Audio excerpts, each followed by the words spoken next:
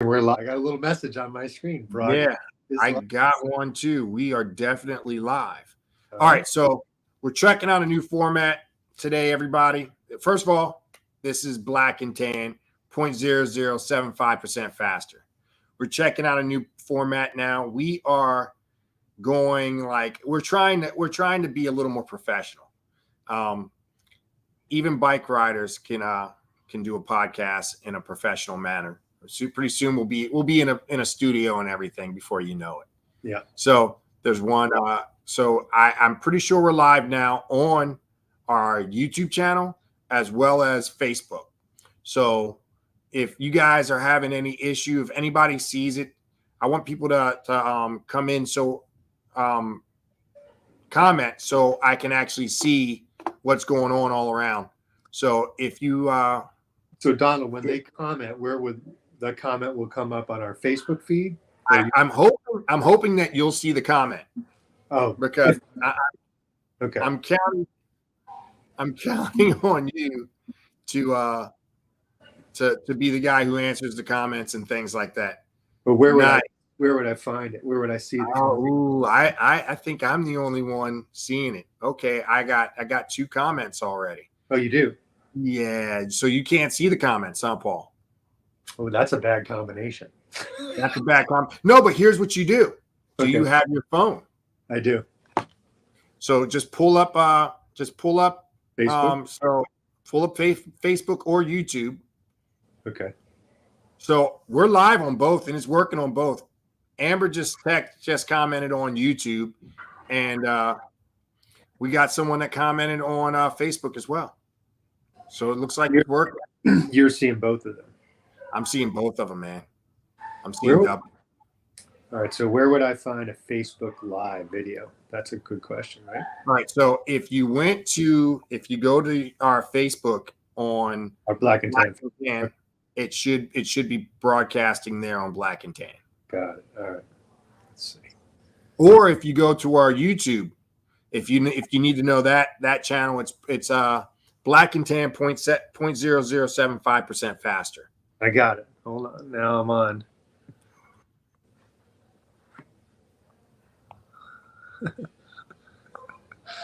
All right. I got us on Facebook. All right. Cool. All right. So we have we're gonna have something to talk about. Yeah, we have something to talk about first. Yeah. You want to hear the story? Now you're ready for it? I do want to hear the story. All right. So I'm going down to Miami with the family. My daughters are bringing friends. There's a lot of stuff. I've got paddle boards. I've got bags because we didn't want to check bags. They're flying down. I'm driving down. And I want to get there when they get there. So I leave North Carolina because it's a 10-hour drive in theory. First, do I need to sit back? Yeah, this is a sit back. No. All right. So anyway, so we packed the car the night before. My daughter Anna and I packed a car. It's stacked. Like the back of the truck is stacked. And on top, because of where we're parking the truck, I can't do the bike rack. So I put the bike on the top of everything. Derailleur side up, everything's copacetic, all good, right? And then drive down the road 4:30, 4 o'clock probably, because I want to get there at 4 to Miami. Leave this gated community that we're staying in. Check, everything's great. Rode about 4 miles, everything's fine. Like, they strapped everything down, all good. Drive probably on this country road, I'm guessing like 12 miles to the interstate to start driving south. I'm like, let me do, Paul checks his stuff. He does a lot of things. I get out of the truck and the bike is not on top anymore. It's gone. Not the blue one. The tarmac. No, no. The tarmac is gone. Tell me it gets better. You left it at your house. It wasn't actually up there. Oh no, it was on there because when I got out of the gate, I checked to make sure everything was copacetic. Oh my God. So I panic. My heart, like I'm gonna be sick to my stomach. That's how upset I am. Turn around, start driving back. I'm like, even if it fell off the car, like, and it's cracked or whatever, I'll find it because the parts are still valuable, right? So I'll find it, right? And we'll, whatever. I'll deal with it. But like, I've got to find that bike. Hopefully, nobody ran it over. But it's a country road. Right. There were no other cars. It's 4 a.m. right? So there's nobody on the road. I drive all the way back to the gate, no bike. So I'm thinking somebody picked up this bike and took it, like, because I don't see parts. There's nothing. So then I'm like sick to my stomach. I'm like, all right, I'm just going to drive back to the interstate where I came from. Maybe I didn't see it, right? Driving really slow on 55-mile-an-hour country road, like trying to shoot the truck headlights into the sides, right, in the ditches. I drive about 3 miles, and there it is in the grass, the bike. I found the bike. Broken handlebar, okay. Broken seat. Right. The frame looks to be intact. It's still shifting. Everything seems to be okay. I probably need a new set of handlebars and another seat. Holy moly. All right, so it's not as bad as it could have been. It could have been really bad. It could have been really bad. Yeah. All right. Yeah. Wow, man. What a story. Oh my goodness. So I drive back to the house. I drive back to the house because now I don't have a bike, right, to go to Miami for 2 weeks. I grabbed the mountain bike, so I'm riding in Miami on my mountain bike the whole time. All right. He's looking for Facebook. So we're going to have Jay Lazar on. Can we shoot him the link in the text? Can I copy it and will he get it in the text? Yeah. Yeah, you should be able to do that as well. Yeah, let me try that. So yeah, we're going to have Jay Lazar on in a second. We're going to manage that. But yeah, I just got back because I didn't even see the bike because I still had to get down there. So I looked, I knew the handlebars were broken and the seat is torn up. So it looked like it landed on the handlebar, broke it from the stem. And then what bar was that? No, it's it's the Chinese bar. You're not worried about that. You didn't like the bar anyway. No, I didn't like the bar. I might have even willed that to happen, to be honest with you. Yeah, that might have been my fault. We need a new Specialized bar, and I'll probably at this point go with the Power Pro saddle because I ruined it. Yeah. Wow. Yeah. The red and white tarmac, right? No. Oh no! Don't say the SL7. Oh. Why was I hoping it was the red and white tarmac? No, I was bringing the I was bringing the top of the line bike down because it's Miami. You can't ride a cheap bike in Miami, man. There's nobody in Miami riding on Biscayne Bay has anything less than Pos Normal Studios kit on. Nobody. It's top dollar stuff. They've got Ferraris with bike racks on them. Oh, here he is. There we go. I don't even know how to start. I don't even know what to say. Hey, look, this is a cycling podcast. Don't worry. If we were professional, we wouldn't be doing things the way that we're doing. We probably wouldn't be cyclists. Right. So well, the only thing I have to say for myself is that we pedaled to happy hour and had a beer and then scrambling. That's about there's pedaling involved. Good. Well, then we're halfway there then. Yeah. You did intervals after the beer? Well, Mazin had his shifter quit working, and so he was in his hardest gear for the whole 4 mile ride. But he felt like he did intervals the whole time. So, no, I hung back. All right. Right on. Well, welcome to Black and Tan 0.0075% faster. You're our episode 19, Jay, just so you know. Yep. Did a little Congratulations. homework. Yeah. So just to recap, Jay, we were just talking about, we had just built a bike up for Paul, and Tarmac SL7, really nice bike. And long story short is it fell off the roof of his truck. And he almost, everybody on here almost witnessed me cry a little bit. I still died a little bit inside, but I think we can fix it and we can make it better. It's going to be like Steve Austin, the bionic bike. We're going to make it a little better than it was. The frame is okay, which is great. The handlebars done, seat done, but it looks like it landed in the grass on the handlebars, cracked it, and then tore up the seat, like tore the cover off the seat. So still shifts. That's almost Yeah, that's kind of fantastic. I mean, how did you get off that, like, to get away with that little damage? That's I have no idea. It landed in the grass. great. Jay, it was at 4 a.m. I didn't even know where the bike was. I had driven to the interstate and checked the back of the truck, and it was gone. I had no idea where it was. 12 miles, unaccounted. No idea. At 4 a.m. I rode back on this country road, rode all the way back, didn't find it. Panic, like, oh my God, somebody picked it up. Because like now I don't even have the parts. Like even if the frame is destroyed, I don't even have the parts. The worst part about that if someone were to pick it up, they wouldn't even know what to do. 9 times out of 10, they wouldn't even know what to do with it. They would just think it's another bike, right? And they wouldn't know that it's an SL7. They wouldn't know that it's a frame up build. They wouldn't know any of that stuff. It's just another bike. It might as well be a Huffy. So real quick, I want to start giving. I want to give Hugh Whitaker a little shout out. Hey Hugh, thanks for joining us. Devin, thanks for joining us.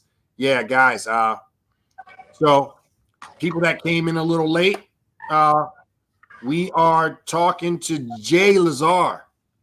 Jay is a local cross racer, and he also, Jay, you put on events as well. Am I right? I do partner with Chris Auer and the rest of Charm City Cycling to put on Charm City Cross. Been doing that for roughly 9 years now. Wow. So let's walk back though before we get into, because I do want to talk about Charm City, my favorite bike race, by the way.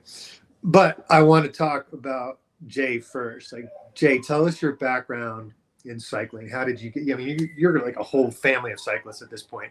So tell us your background in cycling. Where did you start? How did you become you're not really a road racer at all. You're kind of an off-road guy, right? So, but you're doing cross and mountain biking. So give us your background. It's checkered. I was on a bike as early as I can more or less remember, which compared to my kids is like an old man, but I was like 7 or 8 and just started jumping this Huffy. And next thing I knew, after watching Pee-wee's Big Adventure, the Murray BMX team captivated me. And I needed to have this Murray X20R that was $134.95 at the Children's Palace. And this was in 1984. And I rode the hell out of that tank and spent the next summer cutting lawns to get my first true BMX bike. And I raced BMX as a 13, 14, and 15-year-old.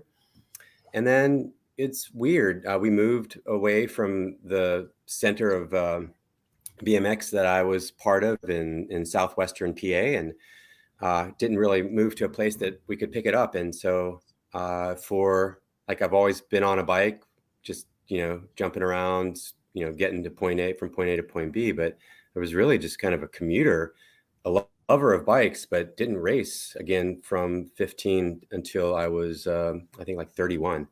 And it's just kind of crazy. And then I picked up a mountain bike after we moved from the West Coast back east, but to Baltimore. And took a couple spins around on Xterras across, or the off-road triathlons, and it's kind of crazy. I'll weave Chris into this, but I was looking at the results of an Xterra, and I was like, hey, who's this guy from Baltimore? Why is he faster than me? And I started, not really stalking him, but he actually moved on to my dog walking route and opened up a bike shop 2020 in Hamden in Baltimore. And like the next thing I knew, I was like racing cross full on and loving every second of it. And that was in 2008 ish, and just been racing since. It's kind of long winded. Sorry about that. No, that's fantastic. Well, that's what we're looking for. Do you remember your first cross race? Do you remember it? Yeah, I do. It was at Chimborazo Park in Richmond, Virginia. It's kind of funny. I raced my first race, I think it was in 2006. I did one race in 2007, later again in Richmond and Bryant Park. And I have my best friend lives down there. And so we'd cruise in and out of there, and there'd be a race, and did that. And I don't think I raced in 07, and I raced once again in 08, maybe Hagerstown, and then Charm City in 09. And I think that really kind of did it. And then 2010, I think I had maybe 10 to 12 races, and then probably averaged about that 12, 13, 14 a year after that. Certainly not keeping pace with the number of races that you've been putting in, Paul, but definitely it'd be great. Just kind of keeping a steady diet of it. Right on. So I have a question for you, Paul. When was your first cross race? I thought it was Charm City, but somebody told me no, it was not. After we had the episode, cyclocross. I'm going to grab my Wi-Fi and see if I can make that signal a little stronger. Yeah. So my first race was the Sportif cyclocross race when it was at the in Sykesville, the old psychiatric compound, and it had that one hill. Cyclocross. Where you could one hill that led up to the road and turned right before it. Yeah, but if you had enough momentum and you had a clearance, you could actually ride up that really steep hill. Otherwise, you'd run in it. So that was my first experience. And half that course was off camber. That was a good one. That was a great course. I loved it. Course. I raced that course. Not only was it off camber, the next year I raced it, it had snowed. You couldn't even run on that off camber section. Like it was just, you watch people slide through all the tape and barriers. They would just like slide down the hill to the other lane and when coming up. It was a crazy race. But yeah, that was my it snowed and was like full of mud in September. It was crazy. It was really cold. And we had a crazy race that time. But yeah, that was then my next race was Charm City, because I wanted to do that because I didn't know anything about, I was brand new to cyclocross, and I went out, and I was still, my first race to Charm City, I was still a Cat 5 guy. There was 75 people in my field on that race, and I finished, I think, second the first day. I went down, and then the same guy who finished first, he and I traded. I finished first the second day. He finished second, and I was like, I'll never miss Charm City. I could live here. We want to know. People call me about going on a fishing trip, and I sent a text to Jay, when is Charm City this year? Because I can't miss it. So I kind of schedule around that race for this other fishing trip. So, and they literally scheduled around me. He's like, it's the first weekend in October. I'm like, great. I'm like, okay, everybody. Like, okay, we'll make it back the next weekend. We'll do it the next weekend. So we appreciate that, Paul, so much. Yeah. But it's I do want to talk about it. But so you met Chris through racing with him, right? And tell us a little bit about Chris too. Not everybody knows who Chris is, but he's the magic, really, right? He's done that for years, right? Yeah, so I'll probably butcher all of the past, but I know Charm City started in 2004. Chris started Charm City Cycling to support the bike race. So we had team needed to put that event on. And that part of things, there's probably a little creative licensing on my part there, but he's the founder of the team. He's the founder of the bike race. He, along with John Hostetter II, who was a Kelly guy, I think, for a while. And so they sort of started to do their own thing and put Charm together. And so, Chris has been the co-owner of 2020 Cycling in Baltimore for the period that it existed. And then, since then, he's kind of been all over the place. California, France, Vermont, New Hampshire. He's kind of, bounces around, but stays close enough. And, lives in bouncing in and out of here. And, he's really the true spirit behind the race, behind what we try to do with the race. And, he's sort of ever present in the club. So one of the great features, and I'm not asking you to give away because I know sometimes it's a secret, but one of the great features is the flyovers at Charm City, right? And so it's always been since I've been racing, and it's only been 6 years since I've been racing, but how long has that existed? You guys have partnered. Well, your team's sponsored by Wagner Roofing, and I know you guys partner with them to build that, but how long has that been in existence in the race, that type of flyover? That erected scaffolding. Oh, I knew there was going to be some history tidbits that I was going to need to have prepped for. I want to say that scaffolding came around 2008, 17, possibly. I'm going to have to, someone hit the Instagram page for Charm City CX and see when that thing first showed up. We had a wooden flyover for 3 years prior to that. And that was built by another one of our sponsors, Lauren Reddick of Federal Hill Kitchen, Bath, and Closet. And I know. Yeah, that kind of kicked it off. What's that? I know that guy. I know Lauren. He's incredible. After you tell this story, I'll tell you a good Lauren story. Man, let him rip. We need all the good Lauren stories we can get. Yeah, it's incredible. But he kicked off the flyover. That concept, we started that. That would have been around 2014. It was a big thing. I mean, just this wooden structure, and we had parents that were just like, "There's no way you can send my kid up that flyover." And we're like, we're kind of putting on we kind of always fancied ourselves a little bit of a big deal, and we're putting on this really hard and this really good race. We're bringing the pros in, and we're trying to do this really cool thing. Like, it's okay, and trust us a little bit, and. And then we bring in the 2-story monster, a few years later. But thank you for mentioning Wagner Roofing. Dean Yagish, the owner of that, has really brought a lot of the trades and groups like Scaffold Resource and Skyreach, which brings the heavy lifts and things that we move all of our fencing around with. Like, those guys have been incredible. Like, those types of sponsorships and partnerships are less common in the sport, and in even some of the bigger races. And we've been extremely fortunate to have those relationships. Yeah. So I know Lauren. Bring up Lauren before we forget, because I want to make sure everybody knows how incredible this guy is when it comes to building and what he does for the cycling community. One, he helps sponsors and put on big events. Two, he does a lot of trail maintenance. So he took his own money, his own time and effort, and literally put this boardwalk through Loch Raven that was over like this incredible rocky area that couldn't be ridden. Him and a handful of guys, they hand moved thousands and thousands of pounds of rocks.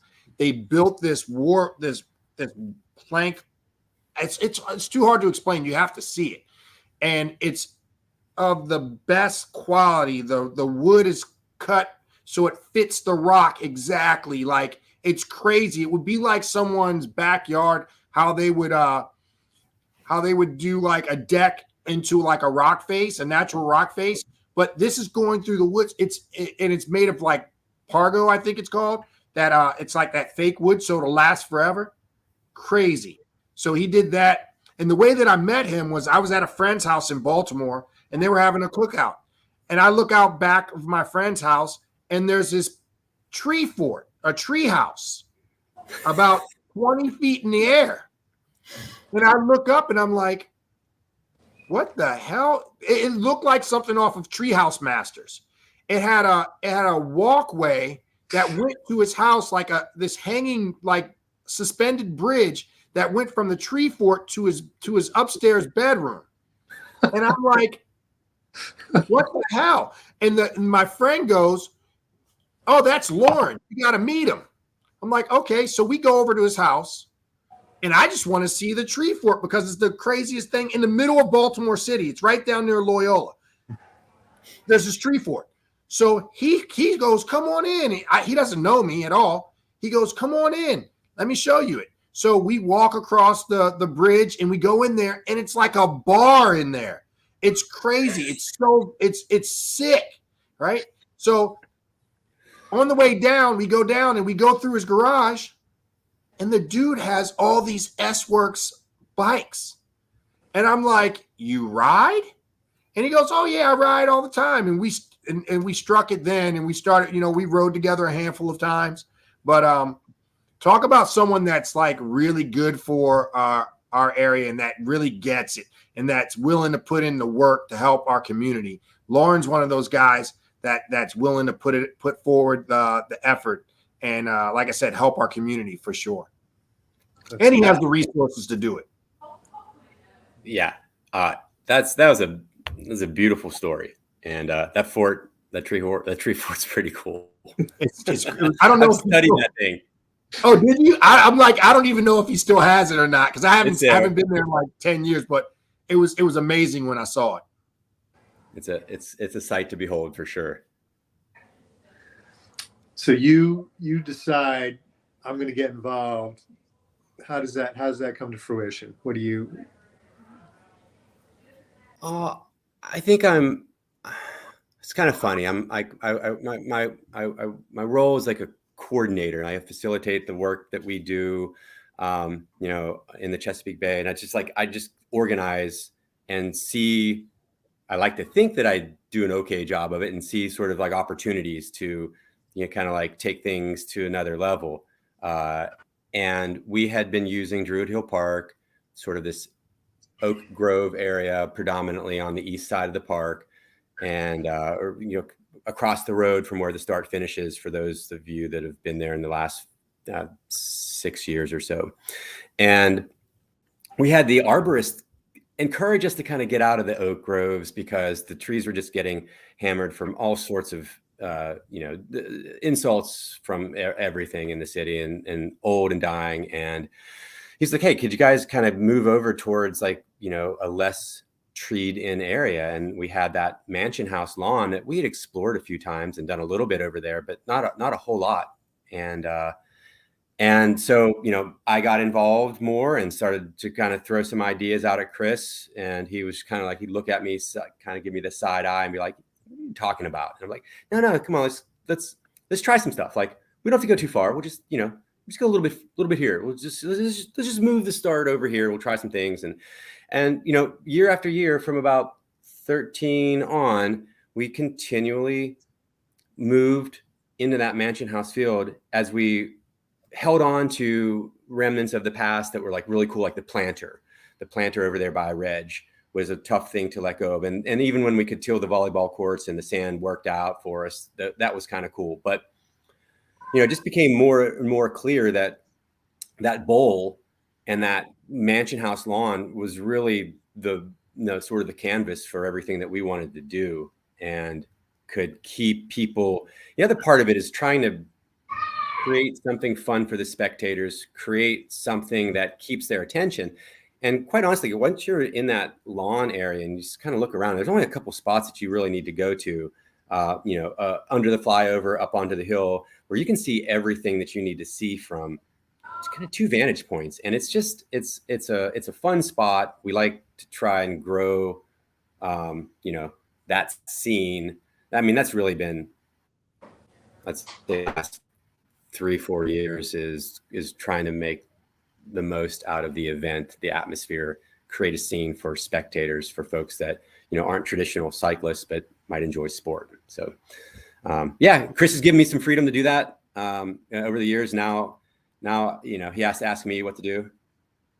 See if you're checking in on that one. Who was the first guy?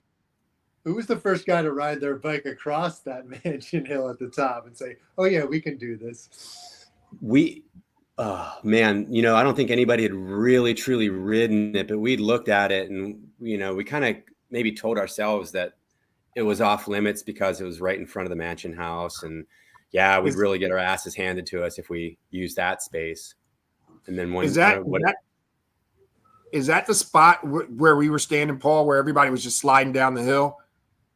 Last year, it got so wet there that basically, not the pros, but certainly a lot of the fields just put the bike on the shoulder and slid down. Okay. I just wanted to make sure. Yeah, we're talking about the same slide.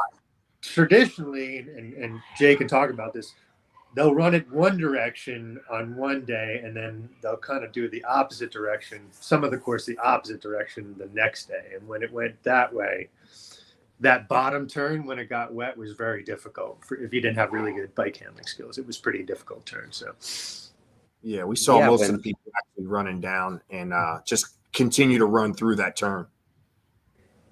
You do what's the fastest for you, and that, I think, for a lot of folks, it got pretty crazy. We had people walk off. They were just like, they'd start the shoulder and they're just like, screw this, just I'm getting off here. My ride is over for the day.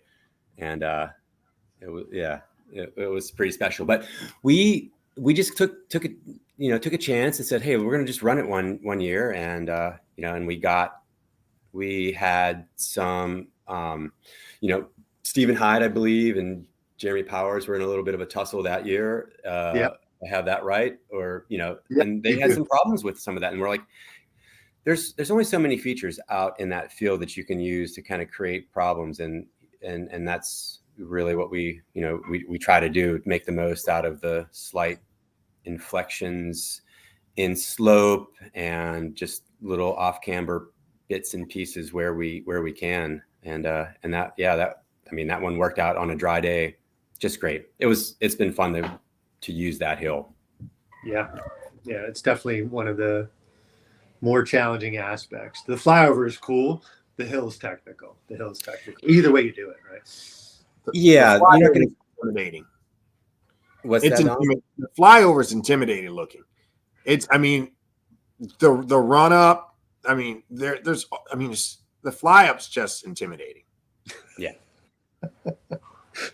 If I were on a mountain bike, it wouldn't scare me on a mountain bike, but I literally always see those flyovers and stuff like that where you're not getting that much traction on it. It's just, you're just not going to.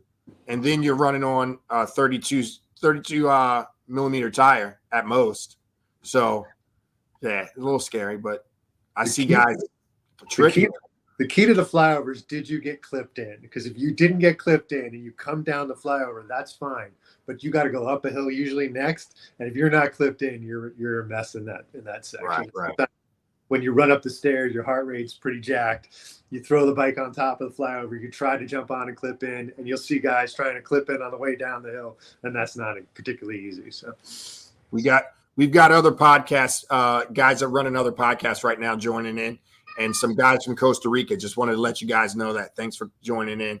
If you came in late, we have Jay Lazar, and he's putting on events, cyclocross events here in Baltimore. Some of the premier cyclocross event in Baltimore, I would say. Yeah, definitely. One hands down. And so, Jay, talked a little bit about, we were a UCI 1 race, then it was a UCI 2 race. Tell me about that and what you guys have had to do, to encourage more pros to come, right? That's been, at least in my experience, the last probably 5 or 6 years of getting that quality pro field that everybody can watch. Yeah, a big part of that was working with folks like Ryan Trebone when he was doing the not like he was racing the USGP, but then he came in and was it the pros? What was there was like an intermediate series that sort of kicked things off. Started looking at four big races around the country, and we got involved with him, and we're a part of that, and then kind of kept that going through the Pro CX, which a current format of the these larger series, and that was kind of, recognizing that we wanted to be one of the best events in the nation and create the draw. We felt like geographically we're in a good spot to do that, and the product for us was really the draw that we had to offer for the pros. We have tried to think about how to keep money. Obviously, these are folks that are, a lot of them are trying to make a living out of racing, and that's not easy. So keeping the prize purses high, working with partners like DCCX when we could do the Parkway CX Trophy, the first of our UCI series a couple years ago. That was an opportunity to kind of bring some more money in. And so, from the pro level and the elite level athletes, we're really trying to give them an opportunity to showcase their skills by having, a challenging course, as challenging a course as we can. It's great when Mother Nature helps us out. And then, just kind of having some money, some interest, some decent prize purses. It's what we're trying to like help these folks make a living.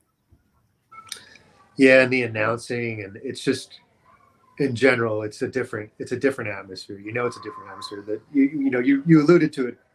It's also a spectator, probably the most friendly spectator cross race in our area. Maybe even bigger than our area, even better than the championships in Louisville. You could see more at Charm City than probably any other race I've been to. So it's very, very neat and you have random people that walk up in the park and say, "What's going on?" And they start watching the stuff, and then you just see their jaws drop, especially if it's muddy and they're watching some of the antics with the mud, right? So. That's one of there's a lot of challenges with using the park. The parking sometimes not the most ideal. Like there's always going to be challenges with city spaces, but we really feel like showcasing something that's just in the heart of Baltimore is a huge part of the identity of the club and the identity of the race. It's that Mansion House is sort of the iconic image that gets blasted around the world in the last couple of years of the live stream. And yeah, it's it's a lot of fun to just try and make something that is unique to cross in America, while also having American cross be its own sort of brand and breed of cross. You mentioned the announcing, and yeah, like these are like a lot of the things that Chris adds to the mix. He's like, "Hey, what do you think about bringing Thomas Snares?" I was like, "Who's Thomas Snares?" And he's like, "That's some 17-year-old kid that's announcing in Belgium at some of the races." And we're like, "Yeah, okay, sure." And he's like, "Oh, by the way, he needs a place to stay while he's over here." And it's like, "Yeah, okay, we can do that too." And so we had a 17-year-old phenomenal announcer child here that staying with us, who ended up doing, I think, for the next 4 years, and became like our like a surrogate brother to my two boys. And it's just been really cool to see the flair come out of maybe Chris's brain for also doing some cool things here for this. But it's comes down, it's for the spectators, having that Belgian and not dialect, but just sound. It's kind of cool. Yeah, it's very cool. Tell us a little bit about your journey with your family. Now you have boys who are racing and doing really well, right? So tell us a little bit about that. Yeah, so I have a 12-year-old and a 9-year-old, and they we've got pictures of my wife Tammy bouncing them around, at Charm City, and 2011 for the first one and 2014 for the second one, and they've just been along for the ride, and they like their bikes. We've sort of provided the bikes, in the house, but really let them kind of explore them on their own, and they've, I mean, I guess I shouldn't be too surprised that they do like this, but it's also at the same time something I feel tremendously fortunate that they do like cycling and are kind of taken to this particular discipline right now.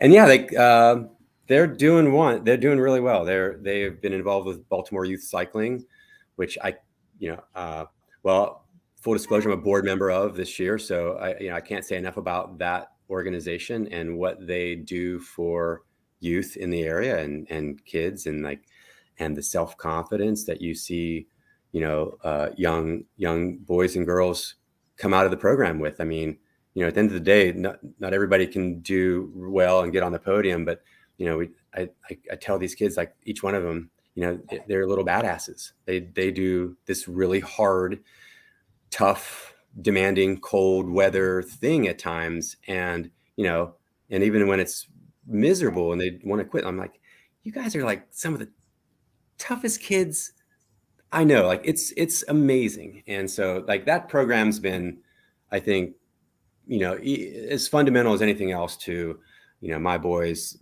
love of the sport and maturation into it. And we're going to nationals. It's one of the it's the one of the weeks, almost half week on the calendar that we have to prepare for right after the previous nationals.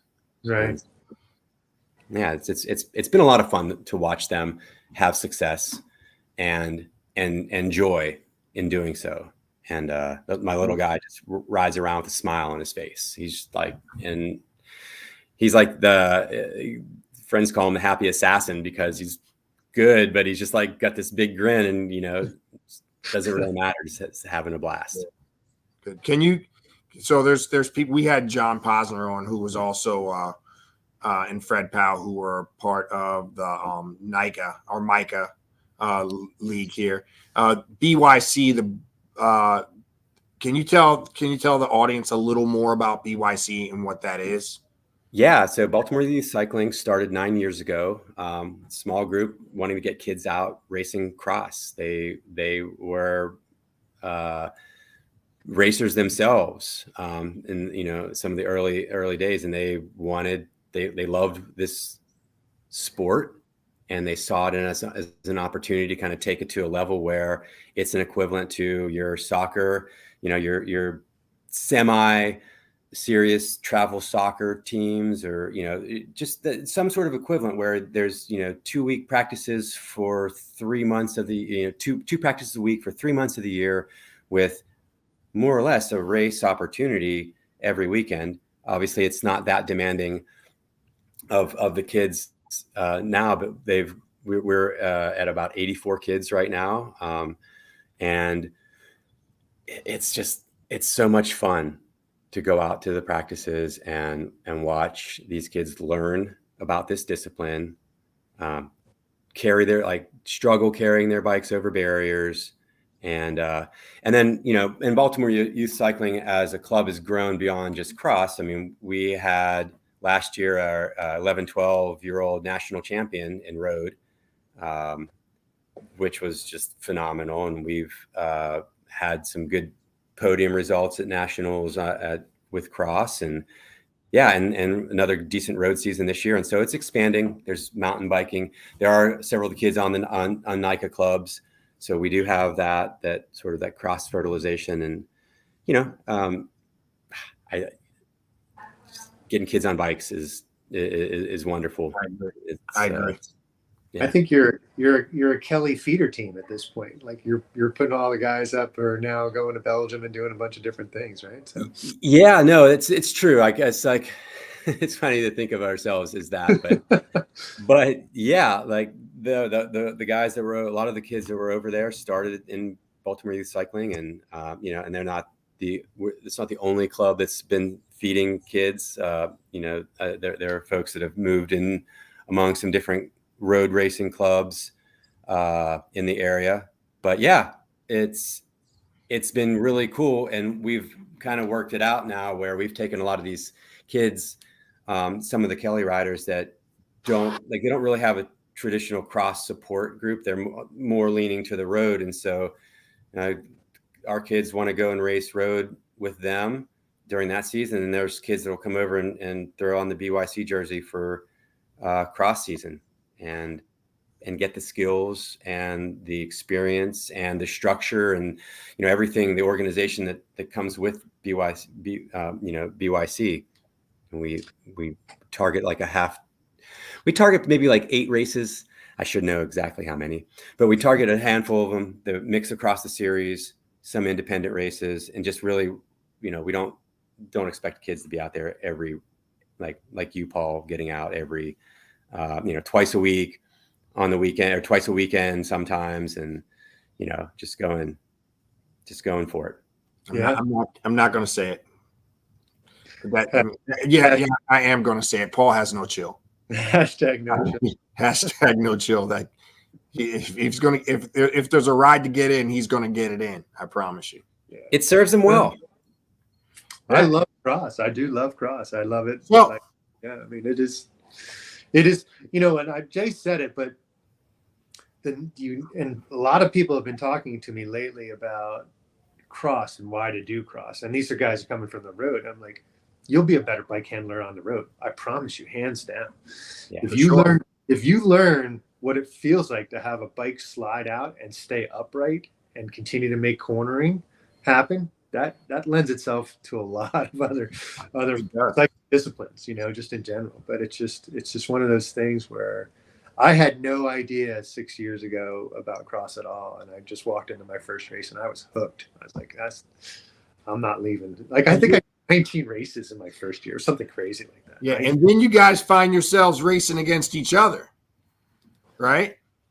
So I gave everybody a warning that I was going to bring this up and make it a little awkward, but you guys actually race against each other. One of my favorite. I'm a Paul Lavelli fan, right? I'm like captain of the Paul Lavelli fan club. So one of my favorite races that I watched Paul did was Rockburn Cross. And I heard you, Donald. I heard you. Listen, I'm sorry, man. Like I said, I can't play both sides. You know what I mean? I've got to either be a fan or not a fan. What am I? Right? So, nor should you play. No, you're 100%. Right? I wish I had those. Like my family's that fan base, but I trust me. There was a point in time where there was a guy that was cheering for you next to me. I don't know who this dude was, but me and him almost got into it a little bit, right? Like that's so. Yeah, so it's like, it's really cool to see you're not just what I'm trying to say is I know Paul's a good racer, right? Obviously, you're a great racer as well, because you guys did your thing at Rockburn Cross and kind of separated yourselves from the rest of the pack. And it was a race of 2 at that point. And Hyattsville as well. We went head to head at Hyattsville, right? That was the week before. Head to head at Hyattsville. Yeah, we went. Jay stepped up his game last year. That's I'm telling you. Like, Jay decided, F Paul, I'm going to start kicking some ass now. And you started at DCX last year and crushed me. Like you just went out hard. Like, and I'm like, wow, here we go. Yeah, this is your meteoric rise, and then I was kind of doing one of these things. I think your screen froze, but no, what happened? Yeah, I mean, did I freeze up there? Yeah. But so, and Andy King said that was me that that I was arguing with Andy King. We were seeing who were going to be the biggest fans. So Andy must be the guy that's in your fan club. And like I said, I had to make my voice the loudest voice there that day. I want to say that me yelling louder than Andy contributed to Paul winning that particular race. It had a lot to do with it. And, Jay and I are both used to, like, when we're racing, it was always, go, Johnny, go, Johnny, go. Because it was always Johnny May. Like, everybody's cheering for Johnny. Like, I don't know. He just knew so many people. So I'd be going around the course and, like, when I was first starting racing, it was go, Johnny, go, Johnny. I'm like, who is this Johnny guy? Great. He's another really great guy. Really great guy. But yeah, that's the atmosphere of cross, though. You can really, like, you hear people. It makes a difference when they're cheering for you. It makes a difference when they're watching. That's the difference between now on a much bigger scale. You get that kind of thing with professional racing, especially like in the tour. You'll see the roads lined with people as they're going up the hill and all that stuff. Well, you get the same stuff in a local cross race. That's the difference, right? So you don't have to be this big time professional and having like a heckle pit where you'll go to DCCX and you'll see the whole thing is lined with people cheering and yelling and everything like that. So mountain road riding locally, you don't get that at a certain level, right? You're just not going to get that. Mountain biking, you get it a lot. But the thing about cyclocross is everything's done in such a small area that it's basically it's more than a crit race. But yeah, so if you want to spectate a cycling event, there's two that I would recommend. Go to a crit and go to a cross race. Those are the two that you're going to get the most out of. And then watch. I was thinking about last week, or not last week. No, go ahead. Sorry. No, Jay, you go, please. Well, I was hearkening back to your previous episode. I did do a little homework prior to this one, and you guys did a fantastic job talking about cross. And it was really like, it's like the criteriums are 4, 6 corners, whatever. And then here you're getting the 20 to 30, and it is such a spectator friendly, and those are the two probably most spectator friendly cycling types of events. And the unique thing about cross is, even if you're not one of the first 5 people, you're still getting the same cheer from everyone else. You still get to participate in the race. You're probably even getting great hand-ups where we don't have time to take the donut at $1. I'm trying to go as hard as I possibly can. Probably will puke at any minute. So, but yeah, like there's just the atmosphere. I always say, if you want to get involved in bike races for the first time, start with cross. That's where you should start. Not a bad way to do it. Jay, Absolutely. Tell us a little bit about when the weekend is, how to get involved, I know because Jenny has done some volunteering as well. So how do you guys need volunteers? Like, give some plugs for what you guys really need. Tell us the weekend it is and all that stuff for Charm City. Yeah, for sure. So September 30th, October 1st, Druid Hill Park, Baltimore. The volunteering the day of the event is huge. I can leave. I think leave you my email. I can make that available for folks that are interested and get you in touch with the volunteer coordinator. One way you can reach out through our website, charmcitycross.com, and contact folks there if you want to get involved. Show up and just go over to and say, hey, I didn't sign. I'm not on any sign up, but I want to come out, and I've got a couple hours, and maybe I can help out. Is there some sort of a course crossing job or something that I can sort of plug in with? And yeah, like the event, we start setting it up on we start putting the work in Wednesday evening. The scaffolding starts on Monday, and you know, if nothing else, come out. Just come out to the venue anytime after Wednesday evening, and there'll be somebody out there working on it. Yeah, I mean, you know, you asked, and thanks. I mean, you asked about our needs. Like, I mean, obviously volunteering is key. But hey, if you volunteer and you just want to come out and drink a beer, come on out and buy a beer.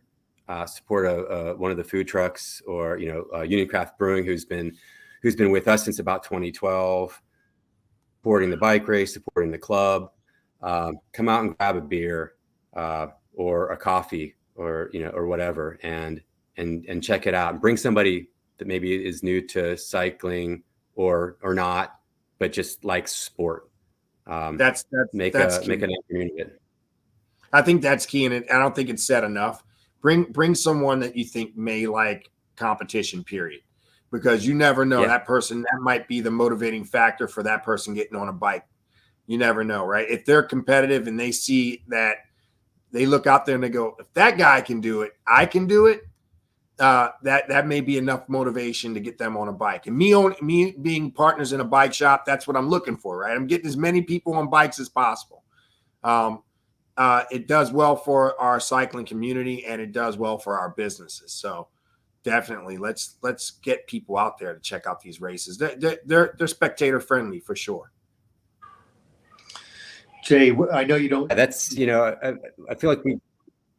Oh, go ahead. No, go ahead, Jay. Oh, all I was going to say is that we do this for the pub, you know, we don't do this for, and we do it for the bike racers. We do it for everybody, but we really, you know, we do this for the sports enthusiast, the person that just happens by, or, you know, like, I mean, anybody that will benefit from bikes and being on a bike and the transportation equity that comes with bikes, and just like there's so much that is behind, you know, doing this event beyond just for the pure racing of it. Right. Yeah, come on out.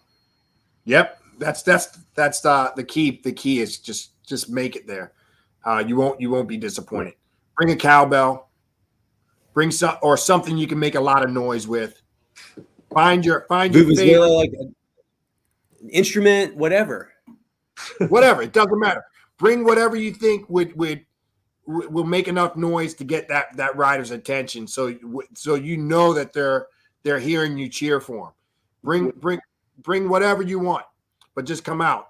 And once you come out, like I said, pick your favorite rider and cheer for that person. It doesn't have to be the guy in the front. It doesn't have to be the guy in the middle. It could be the very last person. Motivate that guy to become second to last. I was second to last at one point in a race. Me and Mark Frazier, my first cyclocross race. We did Monkey Hill in Pennsylvania and in Philadelphia, Pennsylvania.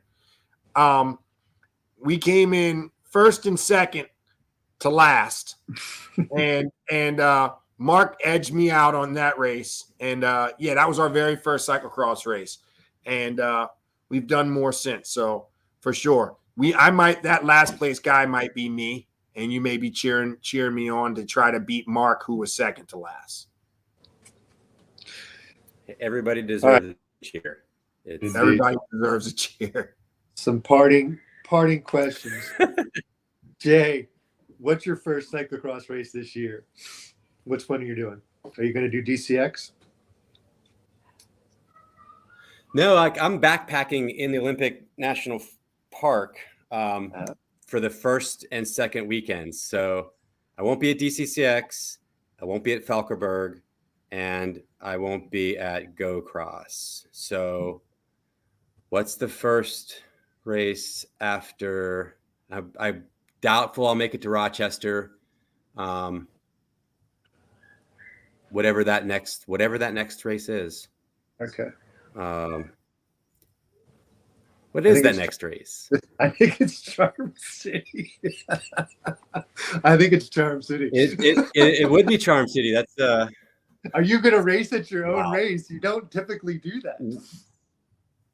So, that's a funny one because that's like the promoter's legs are something to behold. But I had 2 years, like maybe 4 years ago, I had a back-to-back promoter's leg situation where, like, I threw on the kit 20 minutes before the race, got someone put a bib on me, and swung my arms around, did the Chris Hour warm up, and went for it. And I think I did something to a quad one year, and then something to like a calf the next year, like running the barriers, just going for it. Because I mean, I'm up in the front, right? Like I'm in the top 10 right off the bat, and like, oh, you can't like dial that back.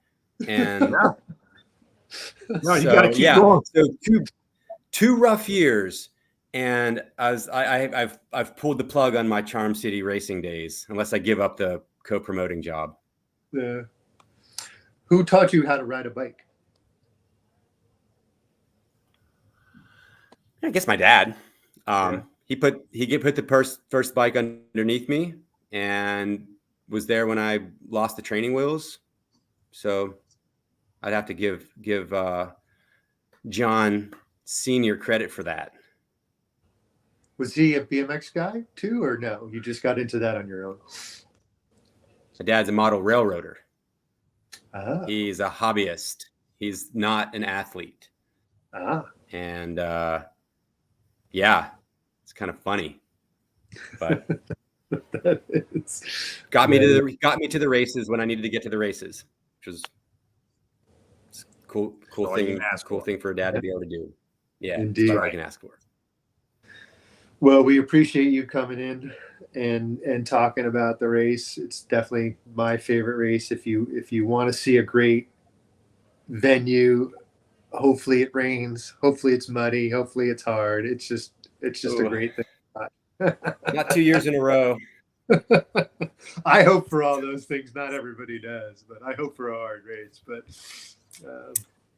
we'll see. I hope for a fun weekend with the rain's great. I'd love a big spectator weekend, and I think we're going to try to put our best foot forward in that regard. And there's nothing like sunshine to get people out. That's true. So, that's true. Yeah, that's true.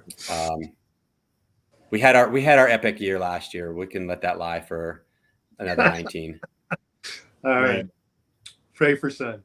Yep. Yeah. Yeah. Hey, thank you too for inviting me on and allowing me to have this time to talk about the race. Yeah, and that's all. Yeah, and just catch up. It's been been really cool. Yes, sir. We'll get out and do some riding together. For sure. Yeah, no, absolutely. I mean, we're not that far. I see you guys riding. I just need to get my act together. Need to fix this. Yeah, I saw that. You heal up. I think we're going to come up, Jay, in 2 weeks. We're going to come up to the Wednesday night practice up at Andy's and do a live there. So yeah, I'm gonna drag one of my friends, Elvis, who said he's never done a cyclocross race or anything. I'm gonna drag him up to Andy's place also, so he can at least that's a good introductory to it for sure. One more name I'm going to just say thank you to, because there's one more person that really deserves a tremendous amount of credit for bringing the cross community in Baltimore and surrounding areas together. And that's Adam Berg up in Stevenson, where we do that. We do some of our Wednesday night practices. He's got a social hour. Sorry, Adam, not Andy. Adam, not Andy. I'm sorry. Yeah, no worries. Yeah, Adam has just given so much. Probably in the last 6-7 years, starting with just running practices and letting us do our thing out there and cutting in a course and maintaining it, and now having Falkenberg there last year, which was a real success. He's got so much. He's giving so much of himself for this community, and just another sort of like unsung hero out there that's creating this opportunity for us to get together in a couple Wednesdays. He also runs a small training facility. So, he does. STM yeah. Cycling. Yes. Yep. And that's something that, again, if you want to help people out, those are the type of things we need to make sure we always give shout outs. We don't have a huge audience yet, but we plan on having one soon. And once we have that audience, these little shout outs that we give go a long way. So, yeah. Hey, just one more blast from the past. Got Jay Morale on here. And man, I've never, like, that guy. Oh my God.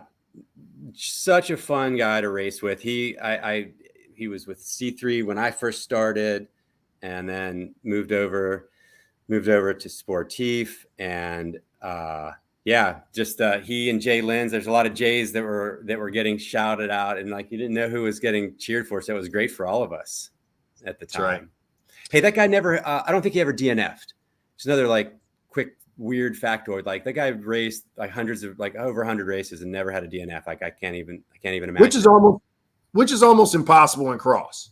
Like, yeah. I mean, it's just like I said, until you start to really experience how difficult cross is a steeplechase on bicycles. It destroys your bikes.